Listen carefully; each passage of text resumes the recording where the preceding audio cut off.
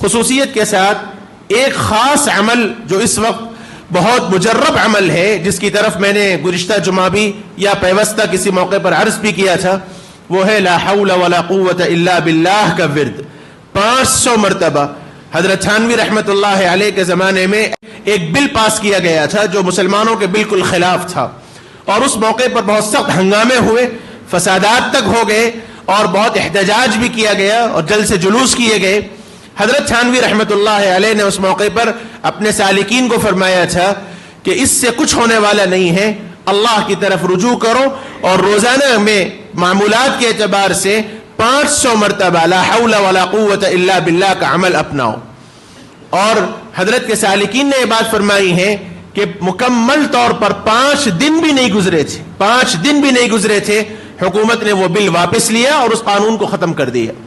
اس لیے اللہ کی ذات سے امید ہے اور ہمارا یقین ہے کہ کرنے والی ذات اللہ کی ہے، کائنات کا سارا نظام اللہ ہی کی مرضی سے چلتا ہے۔ یہ سب تو آزمائشیں ہیں، اور مسلمان کبھی ان حالات سے پریشان نہیں ہوتا۔ جیسے بتایا گیا کہ ہم اس وقت سوئے ہوئے ہیں، ہمیں جاگنے کی ضرورت ہے، اس لیے جاگنا چاہیے، اللہ سے استغفار کرنا چاہیے۔ ہم میں کا ہر ساتھی طے کر لے کہ جب تک اللہ تعالیٰ لوگوں کے دلوں کو پلٹیں گے اس وقت تک ہم اللہ سے استغفار کرتے رہیں گے۔ سچے پکے انداز سے اللہ کی طرف رجوع کیجئے۔ لا حول ولا قوت الا باللہ ہمارا ایمان ہے، ہمارا اعتقاد ہے، ہمارا یقین ہے کہ کوئی طاقت نہیں ہے۔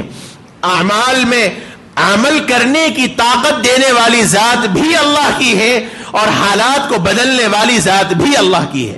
لا حول کا مطلب یہ ہے کہ حالات کو بدلنے والے، پلٹنے والے کوئی نہیں ہے سوائے اللہ کے، اور اعمال کو کرنے کی طاقت دینے والی ذات اللہ ہی کی ہے۔ یہ ہمارا اعتقاد ہے، اس لیے یہ پیغام کو پہنچائیں، جہاں جہاں تک ہو سکے پہنچائیں، خود بھی عمل کریں، اپنے گھروں میں بھی پابندی کریں، روزانہ 500 مرتبہ، ایک ساتھ ہی ضروری نہیں، ہر نماز کے بعد 100 مرتبہ کم از کم اہتمام کر لیں۔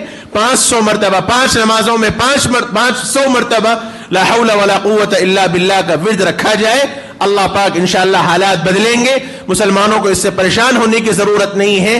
اتحاد کا ثبوت دیجئے، اپنے اندر فکر پیدا کیجئے، اپنے اندر اللہ سے رجوع کی فکر پیدا کیجئے، یہ سب حالات انشاءاللہ بدلیں گے۔